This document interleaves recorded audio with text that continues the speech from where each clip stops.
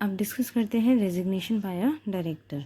देखिए, इससे related 3 points हमें समझने हैं। ये 3 पॉइंट्स यहाँ पे शॉर्ट में है कि सबसे पहले तो नोटिस, अगर कोई डायरेक्टर रिटायर होना चाहता है तो वो कंपनी को एक नोटिस सर्व कर सकता है राइटिंग में, और फिर ये देखिए नोटिस डायरेक्टर किसको देगा, कंपनी को, और फर्दर ये नोटिस कंपनी किसको देगी, रजिस्ट्रार को। सेकेंड पॉइंट में हम समझेंगे इफेक्टिव डेट। इफेक्टिव डेट का मतलब कि यहाँ पे समझिए, अगर डायरेक्टर ने ये 5 तारीख को नोटिस दिया है तो 5 तारीख से वो रिटायर हो जाएगा। लेकिन सपोज कीजिए डायरेक्टर ने जो नोटिस दिया था राइटिंग में, उसने लिखा है कि दिया उसने 5 तारीख को है, 5 अप्रैल को, लेकिन उसमें लिखा है कि 30 मई डायरेक्टर जो है वो रिटायर होना चाहता है, तो डायरेक्टर इस डेट पे रिटायर होगा। एंड तीसरे पॉइंट में हम ये समझेंगे कि अगर सारे ही डायरेक्टर्स रिजाइन कर देते हैं तो उस केस में क्या होगा।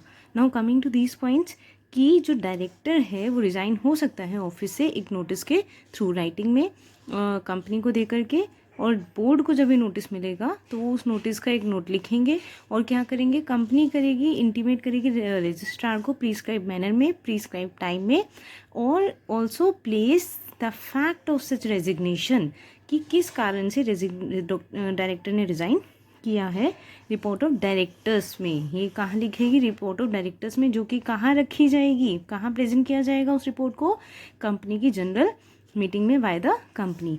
आगे देखिए, जो डायरेक्टर है shell also forward a copy of his resignation along with the detail reasons for the resignation, यानी कि जो डायरेक्टर है वो फॉरवर्ड करेंगे अपने रेजिग्नेशन की कॉपी डिटेल रीजन के साथ साथ to the registrar within 30 days of resignation, resignation के 30 दिन के अंदर अंदर।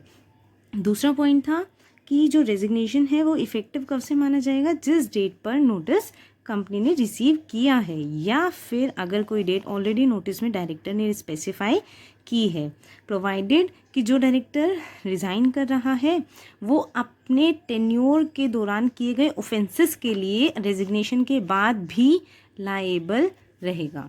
Okay, now coming to the third point. Third point is what, कि अगर where all the directors of a company resign from their offices or vacate their office, the promoter in his absence, तो promoter अगर सारे ही directors resign कर देते हैं तो और प्रमोटर की एब्सेंस में, अगर प्रमोटर है तो प्रमोटर, नहीं है तो सेंट्रल गवर्नमेंट अपॉइंट करेगी रिक्वायर्ड नंबर ऑफ डायरेक्टर्स, जो कि कंपनी की जनरल मीटिंग तक ऑफिस में रहेंगे। ओके, नाउ डिस्कस करते हैं अपना next topic, vacation of office by a director. देखिए, vacation is something different from resignation and removal. Removal के केस में जो हमने 2 चीज़ें पढ़ी, या तो शेयर होल्डर्स डायरेक्टर को रिमूव कर देते हैं या फिर ट्रिब्यूनल उस डायरेक्टर को रिमूव कर दे। देखिए ये वाले दोनों पॉइंट्स, ठीक। और अगर मैं बात करूँ रेजिग्नेशन की, तो वो जस्ट हमने अभी पढ़ा है। एक तीसरा टॉपिक इससे हट करके आता है वेकेशन। वेकेशन में जब डायरेक्टर को ऑफिस छोड़ना पड़ेगा, वो वाला केस। देखिए समझते हैं यहाँ पर, the office of the director will fall automatically vacant. इस केस में ऑटोमेटिकली पोजीशन वैकेंट करनी पड़ेगी डायरेक्टर को। The office of the director shell become vacant in case, ये ध्यान दीजिएगा, ये फर्स्ट पॉइंट के फर्दर पॉइंट्स है। या तो वो डिस्क्वालीफाई हो जाता है, हम एक एक लाइन को अंडरलाइन करते हैं जो इंपॉर्टेंट पॉइंट्स है, या तो वो डिस्क्वालीफाई हो जाता है, या फिर वो बोर्ड ऑफ डायरेक्टर्स की मीटिंग्स में से, जो कि during the period of 12 months, 12 महीने तक, विद और विदाउट लीव, कि उसने एप्लीकेशन भी नहीं दिया अपना लीव का, एब्सेंस का एप्लीकेशन भी नहीं दिया, और दे भी दिया तो भी कुछ नहीं, क्योंकि विद और विदाउट दोनों ही केसेस है, और वो एब्सेंट रहता है बोर्ड ऑफ मीटिंग से, तो वो उसको वैकेंट करना पड़ेगा। आगे आता है कि अगर वो कॉन्ट्रावेंशन करते हैं किसके साथ, आगे देखिए ये यहाँ से मेन स्टार्ट होता है, टू एंटरिंग इनटू कॉन्ट्रैक्ट्स और एग्रीमेंट्स। ये देखिए सही कर लीजिएगा, यहाँ पे अरेंजमेंट्स लिखा हुआ है, एग्रीमेंट्स आना चाहिए, इन विच ही इज़ डायरेक्टली और इनडायरेक्टली इंटरेस्टेड, कि इस तरह के एग्रीमेंट्स में या फिर कॉन्ट्रैक्ट्स में वो एंगेज है जिसमें वो इंटरेस्टेड है। और दूसरी बात, इस तरह के एग्रीमेंट्स उसने कंपनी को डिस्क्लोज भी नहीं करे, अपना इंटरेस्ट जो था उसका वो भी डिस्क्लोज नहीं करा। Now he becomes disqualified by an order of court और ट्रिब्यूनल, या फिर कोर्ट के या ट्रिब्यूनल के ऑर्डर से वो डिसक्वालीफाई हो गया है, या फिर ये वाला पॉइंट हमने डिस्कस किया था कि 6 मंथ्स की इसको इम्प्रिजनमेंट हुई जस्ट बिकॉज ऑफ मोरल टप्टीट्यूड और अदरवाइज किसी केस से, या फिर उसको एक्ट के प्रोविजंस के परसुएंस में रिमूव कर दिया गया है। He, having been appointed as a director by virtue of his holding of office or other employment in holding subsidiary or associate company, ceases to hold such or other employment in that company, यानी कि समझने की कोशिश कीजिएगा। अगर वो holding company के virtue से किसी सब्सिडियरी या एसोसिएट में भी एज अ डायरेक्टर अपॉइंट किया गया था और अगर उसको यहाँ से वैकेट करना पड़ रहा है ऑफिस, तो वो यहाँ से भी उसका डायरेक्टर सीज हो जाएगा, यानी कि फर्दर एज अ डायरेक्टर वो परफॉर्म नहीं कर सकता। Now coming to the second point, देखिए कि अगर कोई पर्सन ये जानने के बाद भी कि वो डिसक्वालीफाइड है और एज अ डायरेक्टर परफॉर्म करते हैं, ऑफिस वैकेट नहीं करता है, तो 1 ईयर के लिए वो इम्प्रिजनमेंट रह सकता है। आगे देखिए, फाइन भी इम्पोज हो सकता है, कितने का, 1 लाख रुपीज़ का। 1 लाख मिनिमम अमाउंट रहेगा और मैक्सिमम कितना रहेगा, 5 लाख। ठीक है, आगे समझते हैं। जहाँ पे सारे ही डायरेक्टर्स वेकेट कर देते हैं ऑफिस को, तो वहाँ पे हम ऑलरेडी ये पॉइंट पढ़ चुके हैं कि सेंट्रल गवर्नमेंट या प्रमोटर अपॉइंट करती है रिक्वायर्ड नंबर ऑफ डायरेक्टर्स, जो कि जनरल मीटिंग तक ऑफिस में रहते हैं।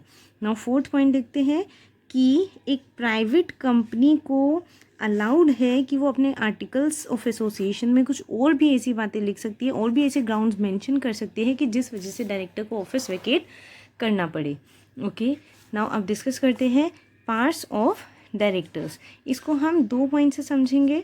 एक तो nature and extent of parts of directors, यानी कि उसका नेचर क्या है और उसका एक्सटेंट क्या है डायरेक्टर्स की पार का।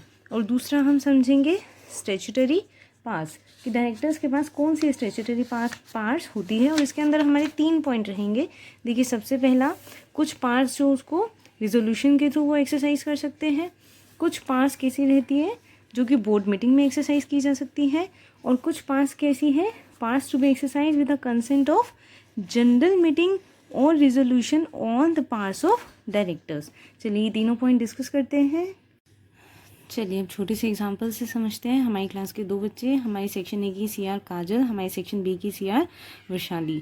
ठीक है, अब ये दोनों जो बच्चे हैं, अगर हमने इनको CR बनाया तो हमने इनको कुछ पार्ट्स दे दी कि टीचर के साथ क्लास के बिहाफ पे ये लोग डायरेक्ट कम्युनिकेट करेंगे।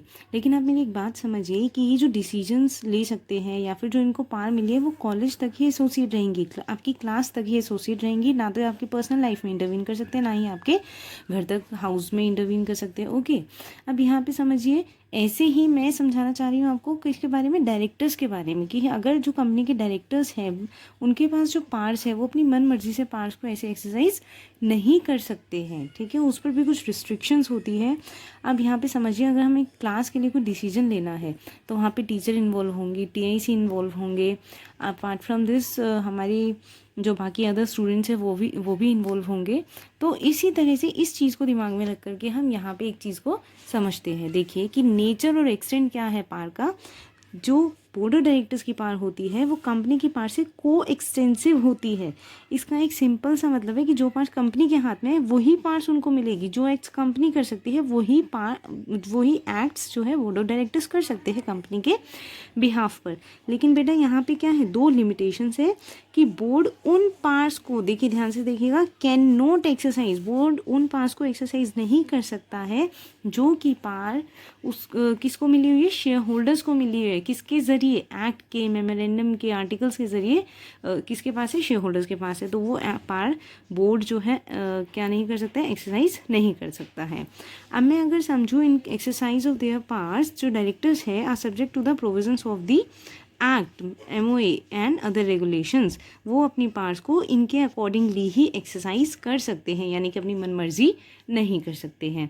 अब आगे देखिए, जो पार है वो बोर्ड ऑफ डायरेक्टर्स की कंपनी की जो पार है वो डिस्ट्रीब्यूट की गई है बोर्ड ऑफ डायरेक्टर्स को प्लस शेयर होल्डर्स को, तो इन दोनों के बीच में डिस्ट्रीब्यूट की गई है। अब यहाँ पे देखिएगा कि जो बोर्ड ऑफ डायरेक्टर्स है, कुछ पार्ट्स जो बोर्ड ऑफ डायरेक्टर्स के वो उसको खुद ही एक्सरसाइज कर सकते हैं, शेयर होल्डर्स इंटरवीन नहीं कर सकते हैं। अपार्ट फ्रॉम दिस, जो कंपनी की इनहेरेंट रेजिडरी पार्ट्स होती है, अल्टीमेट पार्ट्स होती है, उन पार्ट्स को सिर्फ और सिर्फ शेयर होल्डर्स ही एक्सरसाइज कर सकते हैं जनरल मीटिंग में। शेयर होल्डर्स जो है वो उन पार्ट्स में भी एक्ट कर सकते हैं जो कि बोर्ड ऑफ डायरेक्टर्स। अब समझते हैं कि ऐसी कौन सी पार्ट्स है जिसके अंदर जो ऑल्दो मिली किसको है, बोर्ड ऑफ डायरेक्टर्स को, लेकिन शेयर होल्डर्स भी इंटरवीन कर सकते हैं। देयर आर 3 केसेस कि अगर डायरेक्टर के एक्शंस लगता है मेलाफाइड मतलब मेलाफाइड मतलब किसी को डिसीड करना। तो जहाँ पे डायरेक्टर्स के एक्शन ऐसे है, मेलाफाइड है कि वो किसी को डिसीड कर रहे हैं या फिर कंपनी के अगेंस्ट है या फिर डायरेक्टर के पर्सनल इंटरेस्ट को क्लैश कर रहे हैं, तो डायरेक्टर्स अपना फ़ायदा सोचेंगे, वहाँ पे बोर्ड ऑफ डायरेक्टर्स इंटरवीन कर सकते हैं। सेकंड पॉइंट क्या आता है कि मेंबर्स इंटरवीन कर सकते हैं। सेकंड पॉइंट है where the board become incompetent to act. कहीं पे अगर बोर्ड एक्ट नहीं कर पा रहा है, सपोज करिए कि जितने भी डायरेक्टर्स हैं are interested in a particular transaction, इसका मतलब सारे डायरेक्टर्स का क्या हो सकता है, कोई ओन पर्सनल मोटिव हो सकता है, तो शेयर होल्डर्स को यहाँ पे एक्टिव रहना होगा और उनको चेकआउट करना होगा। तीसरा पॉइंट देखिए, डेडलॉक इन द बोर्ड, जहाँ पे सारे डायरेक्टर्स अनेबल हो जाते हैं। डेडलॉक होता है कि सारे देखिए डायरेक्टर्स में क्लैशेज हो गए, वो एक दूसरे के साथ कोऑपरेट नहीं कर रहे हैं, तो उस केस में शेयर होल्डर्स का एक्टिव रोल रहता है। Now discussing the statutory parts. अगर मैं स्टैट्यूटरी पार्ट्स की बात करूँ तो कंपनी की जितनी भी पार्ट्स होती हैं वो कौन एक्सरसाइज कर सकता है, board of directors subject to applicable law. जो बोर्ड ऑफ डायरेक्टर्स होते हैं can be exercise in the board meeting by. अब ये हमें पॉइंट समझने हैं। देखिए ये जो क्रक्स है मैं आपको यहाँ पे समझा देती हूँ कि जो बोर्ड ऑफ डायरेक्टर्स को पावर मिली हुई है वो 3 तरीके से है। सबसे पहले रिजोल्यूशन के थ्रू, दूसरी बोर्ड मीटिंग के थ्रू, तीसरी जनरल मीटिंग के थ्रू। यानी कि पहली 2 बातें तो बोर्ड मीटिंग के थ्रू है कि भाई डायरेक्टर अपनी मर्जी से कोई पावर एक्सरसाइज नहीं कर सकते हैं। ओके, कोई भी डायरेक्टर अपनी मर्जी से कोई पास को एक्सरसाइज नहीं कर सकता है। बोर्ड मीटिंग के अंदर अगर रिजोल्यूशन पास किया जाता है तो डायरेक्टर को ये पावर मिल जाती है, या फिर बोर्ड मीटिंग में रिजोल्यूशन ना भी पास किया जाए तो भी क्या है कि बोर्ड मीटिंग के अंदर कुछ पावर्स एक्सरसाइजेबल होती है बोर्ड ऑफ डायरेक्टर्स के थ्रू। और लास्ट हमारा क्या है, जनरल मीटिंग में कुछ पावर्स जो डायरेक्टर्स को मिलती है। आइए इनको डिस्कस करते हैं। चलिए हम डिस्कस करते हैं कि कौन सी पार्ट्स को बोर्ड मीटिंग में रिजोल्यूशन पास करके बोर्ड ऑफ डायरेक्टर्स एक्सरसाइज कर सकते हैं। सेक्शन 179 के अकॉर्डिंग ये सारी पास जो है बोर्ड ऑफ डायरेक्टर एक्सरसाइज कर सकते हैं बोर्ड मीटिंग में रिजोल्यूशन पास करके। These are the basic pass. I am not gonna discussing every term with you. आप सभी पास समझ सकते हैं। बिजनेस डाइवर्सिफाई करने के लिए, मानिए कि पहले हम सोप्स के अंदर बिजनेस करते थे, अब हम उसके अंदर डीओ भी ऐड ऑन कर रहे हैं, ठीक है, और बाकी तरह का सैनिटाइजर्स भी ऐड ऑन कर रहे हैं। मतलब सपोज़ कीजिए हम बिज़नेस को डाइवर्सिफाई कर रहे हैं, या फिर हम किसी तरह का लोन ग्रांट करना चाह रहे हैं, या फिर गारंटी दे रहे हैं, फंड इन्वेस्ट कर रहे हैं। आगे समझिए कि in addition to these parts, in parts की एडिशन में ये सब भी डायरेक्टर्स जो है वो रिजोल्यूशन के थ्रू ही एक्सरसाइज कर सकते हैं। ये पार्ट्स भी देखिए कौन कौन। टू मेक पोटेंशियल कॉन्ट्रीब्यूशन, जैसे कंपनी के शेयर कैपिटल में कंट्रीब्यूट करना, किसी के एमपी को यानी कि की मैनेजरल पर्सोनल को अपॉइंट करना या फिर रिमूव करना, बाकी के एमपीज़ के अपॉइंटमेंट और रिमूवल के लिए नोट देना, या फिर टू अपॉइंट इंटरनल ऑडिटर को या सेक्रेटेरियल ऑडिटर को अपॉइंट करना। डायरेक्टर्स का कोई अगर इंटरेस्ट है तो उसके डिस्क्लोजर का भी नोट लेना। कंपनी के पास जो इन्वेस्टमेंट्स हैं उन्हें ख़रीदना और बेचना, ट्रेड इन्वेस्टमेंट्स के अलावा। एक बात ध्यान रखिएगा कि अगर वो paid up share capital plus free reserves का 5% से ज़्यादा कंट्रीब्यूट करती है। देखिए paid up share capital plus free reserves, suppose कीजिए इसका टोटल अमाउंट आया 10 लाख, तो 10 लाख का 5%, अब 10 लाख का जब हम 5% देखते हैं तो ये आ गया 50,000। यानी कि अगर 50,000 से अबव की कोई इन्वेस्टमेंट्स है तो वो कंपनी खरीद रही है या फिर जो भी उसके साथ डीलिंग कर रही है, इस केस में डायरेक्टर्स को बोर्ड मीटिंग में रिजोल्यूशन पास करना पड़ेगा। आगे देखिए, इनवाइट करना, एक्सेप्ट करना पब्लिक डिपॉजिट्स के लिए या फिर उससे रिलेटेड मैटर्स के लिए, किसी भी तरह की पब्लिक डिपॉजिट से जुड़ी टर्म्स और कंडीशंस को चेंज करना या फिर रिव्यू करना, या फिर अप्रूव करना quarterly, half yearly, annual financial statements को, जो भी केस है। अपार्ट फ्रॉम ऑल दिस, ये दोनों सेक्शंस अभी हमने कवर करे हैं। जो बोर्ड ऑफ डायरेक्टर्स है वो एक रेजोल्यूशन भी पास कर सकते हैं मीटिंग में अपनी पावर को डेलीगेट करने के लिए। सपोज़ कीजिए कि जो पावर मेरे हाथ में है वो पावर मैं किसी और को दे देती हूँ, तो ऐसे ही बोर्ड ऑफ डायरेक्टर्स भी अपनी पावर को डेलीगेट कर। तो वो कौन कौन सी पावर्स हैं, दीज आर दोज 3 पावर्स कि power to borrow money borrow करना, power to invest funds of the company के फंड्स को इन्वेस्ट करना, पावर टू मेक लोन्स लेना या फिर देना।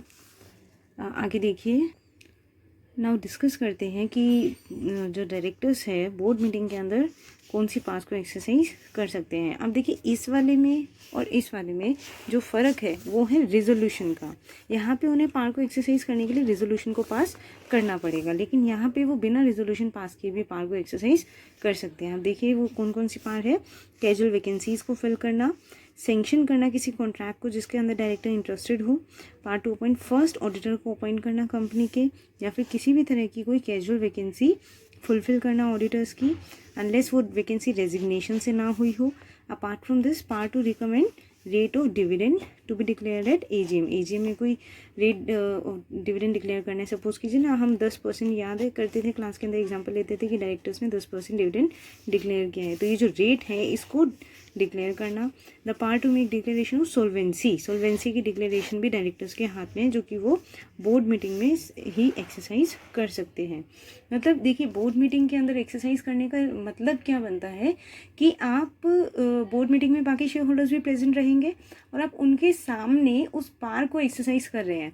आप उनकी पीठ पीछे सीक्रेटली किसी तरह का बोर्ड ऑफ डायरेक्टर्स ऐसा ऑर्डर पास ना कर दे जिसके अंदर शेयर होल्डर्स का कोई कॉन्ट्रीब्यूशन नहीं है या फिर शेयर होल्डर्स को उसके बारे में पता नहीं है। तो इस तरह की कोई बोर्ड ऑफ डायरेक्टर्स जो है मनमानी ना करे, इसीलिए बोर्ड मीटिंग के अंदर ये पार्ट्स एक्सरसाइज करनी अलाउड है। वो in presence of shareholder ये पार्ट एक्सरसाइज कर सकते हैं।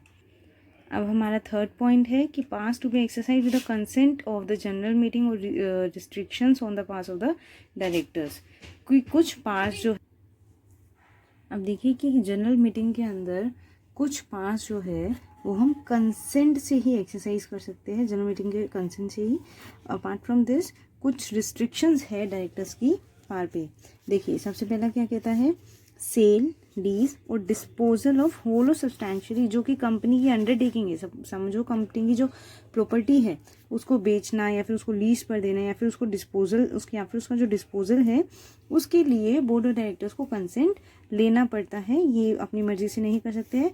बाकी वो जो अगर कोई ऐसी कंपनी है जिसका काम ही लीज प्रॉपर्टी को सेल परचेज करना है तो वो खुद ही कर सकती है। हर बार वो जाएगी थोड़ी से शेयर होल्डर्स के पास कि भैया हमको परमिशन दे दो, हम ये काम कर ले। नहीं, ऐसा नहीं होगा। अपार्ट फ्रॉम दिस आगे देखिए, टू रेमिट और give time for the repayment of any debt due from a director. Suppose कीजिए डायरेक्टर ने कंपनी से लोन लिया हुआ है और अब डायरेक्टर को वो लोन वापस देना है, तो उस डायरेक्टर के लोन के पीरियड को एक्सटेंड किया जा सकता है। आगे देखिए, इन्वेस्टमेंट अदरवाइज इन ट्रस्ट। देखिए जो ट्रस्ट और ट्रस्ट सिक्योरिटीज़ में कोई इन्वेस्टमेंट करी है, कोई किसी तरह का हमें कंपनी को कॉम्पनसेशन मिला है मर्जर और अमेलगमेशन से, उससे अलग अगर कोई इन्वेस्टमेंट है तो उसके लिए उसको कैसे एक्सरसाइज करना है, उस पर क्या पार्ट्स रहेगी, रिस्ट्रिक्शंस रहेगी। आगे देखिए, borrow money which will make total borrowings in excess of aggregate of the paid up capital. देखिए इसको मैं आपको यहाँ पे समझाती हूँ कि सपोज कीजिए कंपनी के पास ऑलरेडी पहले कोई बोरोइंग्स थी, अब कंपनी ने फर्दर बोरोइंग्स करी। अब ये मैं FB लिख देती हूँ, फर्दर बोरोइंग्स। अब जो टोटल मिला के बोरोइंग्स हो गई, सपोज कीजिए ये 3 लाख की थी, कंपनी ने ये और बोरोइंग करी 4 लाख की, अब टोटल बोरोइंग हो गई 7 लाख। ठीक है, ये एग्जाम्पल यहाँ तक समझिए। अब ये जो बोरोइंग्स है, अगर ये बोरोइंग्स हमारे paid up share capital plus free reserves जो है इनका एक टर्म है हमारा, इनका अगर ये इससे एक्सेस में हो जाती है, सपोज कीजिए ये हमारा टोटल आया 6 लाख, अब ये जो बोरोइंग्स है ये क्या हो गई, इससे एक्सेस में हो गई है। तो यानी कि अगर ऐसा कोई केस होता है कि बोरोइंग्स एक्सेस कर रही है तो यहाँ पे डायरेक्टर्स ऐसी तरह की बोरोइंग्स के लिए उनको जनरल मीटिंग में कंसेंट लेना पड़ेगा। आगे देखिए कि contribution to bona fide charitable and other funds, कि बाकी किसी फंड्स में या फिर कोई किसी तरह की कोई चैरिटी करना, तो जहाँ पर अमाउंट एक्सीड करता है एवरेज नेट प्रॉफिट्स के 5%। और कौन से एवरेज नेट प्रॉफिट्स, मेरे 3 फाइनेंशियल ईयर के, सपोज कीजिए 2010 + 11 + 12, अभी 3 साल के जो मेरे प्रॉफिट्स रहेंगे इसका जो 5% रहेगा, अगर मैं इससे ज़्यादा की चैरिटी कर रही हूँ तो जनरल मीटिंग के अंदर बोर्ड ऑफ डायरेक्टर्स को कंसेंट लेना पड़ेगा। चलिए अब हम नेक्स्ट टॉपिक अपना डिस्कस करेंगे, ड्यूटीज़ ऑफ डायरेक्टर्स।